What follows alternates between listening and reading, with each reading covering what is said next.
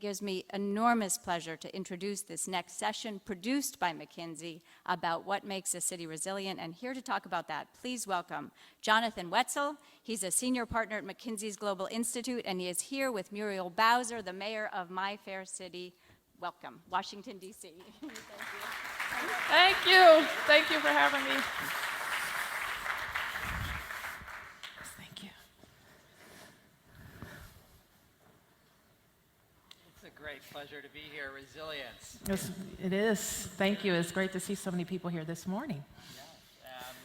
And this is one of those classic city topics. I mean, resilience, it can be anything from the built environment to people to economics to the environment, the physical environment. So what we see as we looking around the world is that we are this, we call the scientists say the Anthropocene era. We are shaping our environment now. The biggest single impact on the planet is people. Yep. And people with people with the impact that they have through cities. So inevitably, there's some stress. I mean, there's stress, there's chronic stress, there's acute stress, there's shocks, and we know this. So how do we deal with that? That's what we want to talk about today. So how are cities responding to these stresses and shocks, and are people doing it better than others? I mean, I think we see that there are best practices. Some cities are able to cope with these stresses and shocks, and they respond faster, they grow more sustainably. There's clearly something here to this idea of let's get serious about dealing with the risks and with the challenges. But what works? I think that would be great to hear. Well, certainly we are, I think, and I always tell people, I'd rather have to deal with the pressures and the risk than to have the opposite be true of our city. We are a city that's growing pretty rapidly, and like many cities in the middle part of the 1900s, we saw flight from our cities, and now we see people flocking to Washington, D.C. We have a net gain of people, talking about people having an impact on the city of about 1,000 people a month. And we will again be a city of 800,000 probably in about 25 years. We're at about 670,000 now.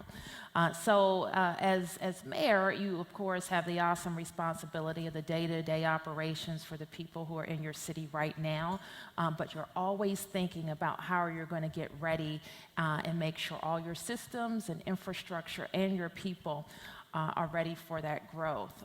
So in talking to mayors who are in growing cities like mine, and talking to my own constituents, I tell them that we have to be prepared for the progress that we have now, but figure out how more people can participate in that progress. That's what we see as our number one challenge to resiliency. How do we get more people participating in the economy, able to buy homes, and able to stay in Washington?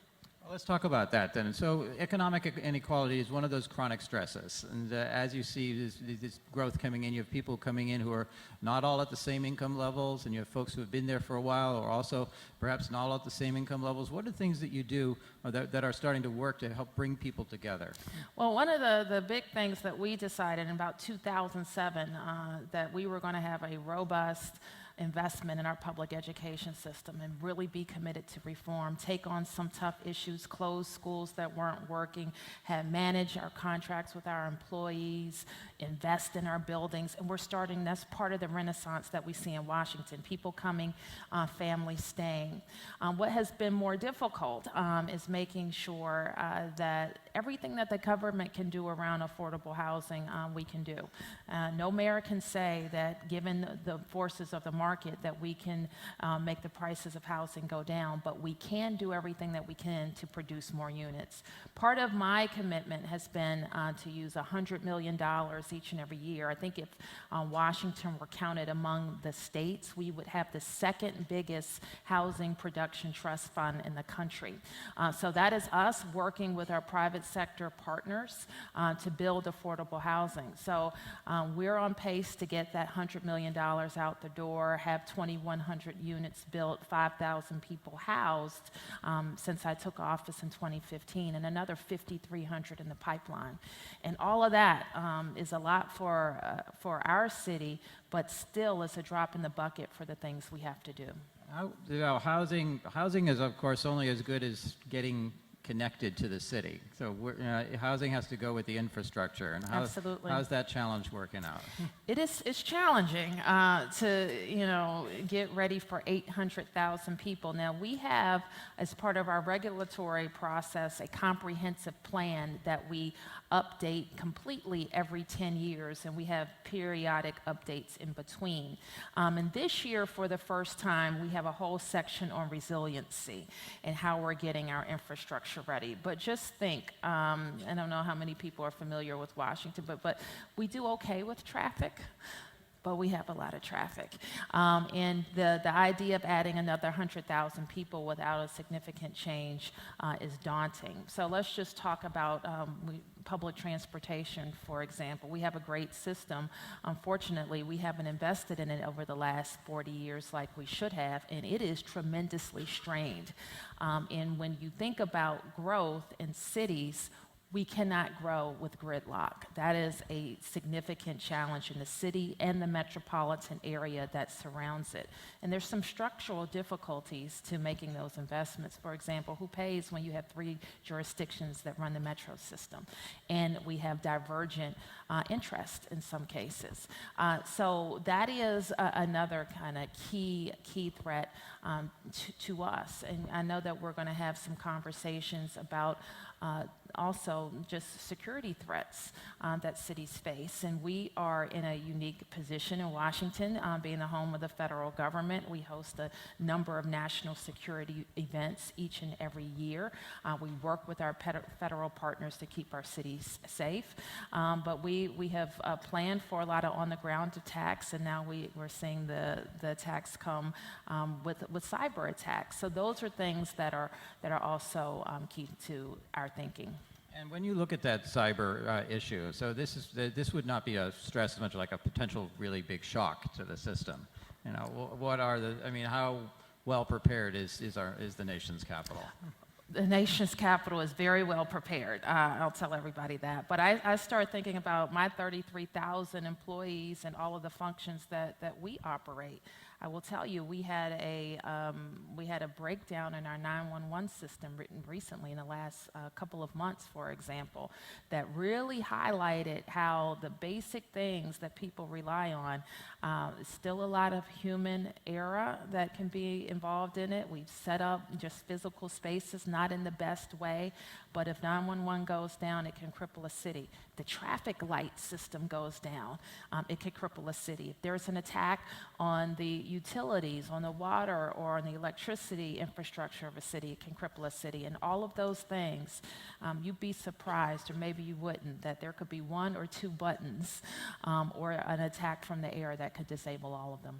Well, before we get too worried, I guess I should have come back to the planning idea. And so what are we doing to respond? You picked up on this already. You said a bit, how to manage it when multiple districts are responsible for one thing. And so if we look at the governance of cities, and along with the states and the federal role, do we have a fit-for-purpose governance structure right now? Do we need to start rethinking it in the light of these new resilience challenges and plans? Well, I think what we've seen is that cities' mayors can act more quickly and cannot kind of throw up their hands to gridlock that you can see in state houses and that you can certainly see in the national legislature.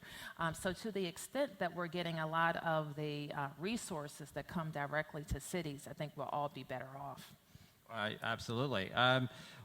Policy versus citizen engagement, and top-down versus bottom-up. When it comes to resilience planning, is this something that you see a role for both, or does it need to be more guided and directed initially, or how do you get bottom-up input into this process? Well, I think that we'll have a great way to do it with our what we call Plan DC, the update for our comprehensive plan, where we have 18 months of citizen engagement. And citizens do come to us with concerns about, especially emergency preparedness. preparedness. I see it around that. We have a lot of conversation right now about our public transit system and how it's going to serve us for the next 25 years. So people are also very engaged in that. Inequality for everybody across our whole city that is very diverse are concerned that more people can participate in the prosperity of Washington. So that is often, I often see that in discussions with the community around what are we doing around education and jobs training so that we're matching our residents with the jobs that we produce. Well, and I got to close perhaps with we already, this seems to be becoming a theme a bit, so will the robots take care of us in DC? What about autonomous vehicles, with the role of technology? Well, you heard Mayor Bloomberg talking about a partnership with cities, and we're proud to be a part of that initial discussion with Bloomberg, and we'll see. I mean, certainly we need as many ways as possible to get people around DC, not hopefully in a single occupied vehicle. Whether it's autonomous or not, we need to move more people in fewer vehicles and take advantage of the capacity that's not growing anywhere, certainly not growing in Washington, taking advantage of the capacity that we have. So we're going to be looking at it. We have a unique ability in our city to go from idea to implementation pretty quickly. You have a mayor, 13 members of the legislature, and with the will and resources, we can start things pretty quickly. So that's why we're interested in in testing a lot of different things. Thank you very much. Thank you. Thank you.